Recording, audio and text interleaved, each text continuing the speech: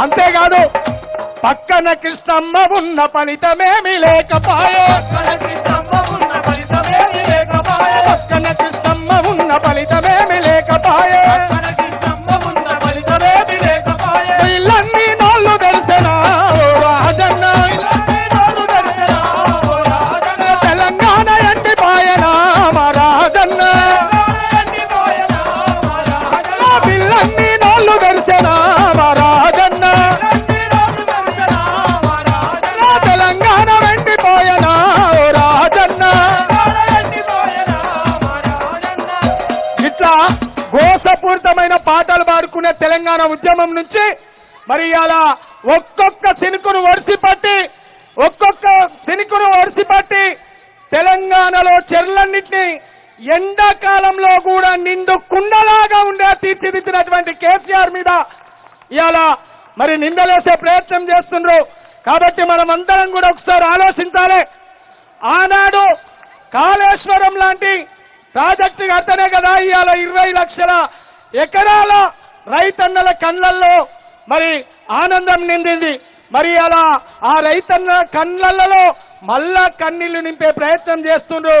ఆనాడు వాడుకునేది నల్లని రేగడి నాగలి కర్రు నవ్వింది వేళ, ఏళ్ళ తరబడి ఎండిన తుమ్మకు ఏరే మొలిసేనా, నల్లని రేగడి నాగలి కర్రు నవ్వింది వేళ, ఏళ్ళ తరబడి ఎండిన తుమ్మకు ఏరే మొలిసేనా, నల్లని రేగడి నాగలి కర్రు నవ్వింది వేళ, ఏళ్ళ తరబడి ఎండిన తుమ్మకు ఏరే మొలిసేనా,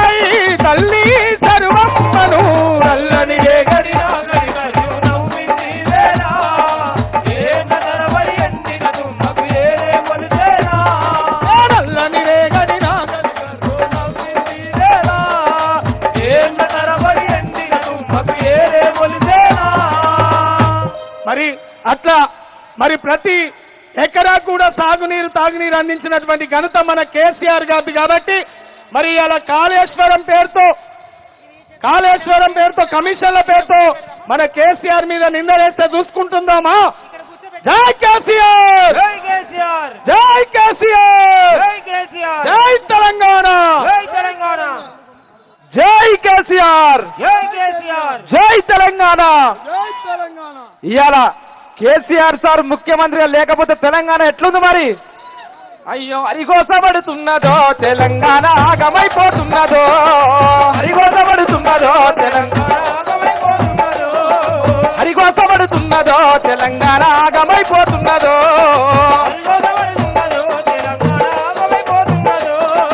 కాంగ్రెస్ సర్కారు రానబట్టినది 100 రోజుల్లోన బోర్రెండ పెట్టింది, 100 రోజుల్లోన బోర్రెండ పెట్టింది. కాంగ్రెస్ సర్కారు రానబట్టినది 100 రోజుల్లోన బోర్రెండ పెట్టింది. పాలాడాది పలికేను నీతులు, పలికేను నీతులు, ఏడో ప్రజలకేమో తీసుకుంటూ కోతులు, హరిగోసపడుతున్నదో తెలంగాణ ఆగమైపోతున్నదో, హరిగోసపడుతున్నదో హరిగోసపడుతున్నారో రైతన్నలు ఉరివెట్టుకుంటున్నారో, హరిగోసపడుతున్నారో రైతన్నలు ఉరివెట్టుకుంటున్నారో. రైతన్న జై తెలంగాణ. ఇప్పుడు యూపీఎఫ్ కన్వీనర్ బొల్ల శివకుమార్ గారిని మాట్లాడవలసింది కోరుతాం. జై తెలంగాణ, జై జాగృతి, జై యూపీఎఫ్, జై కవితమ్మ, జై కేసీఆర్.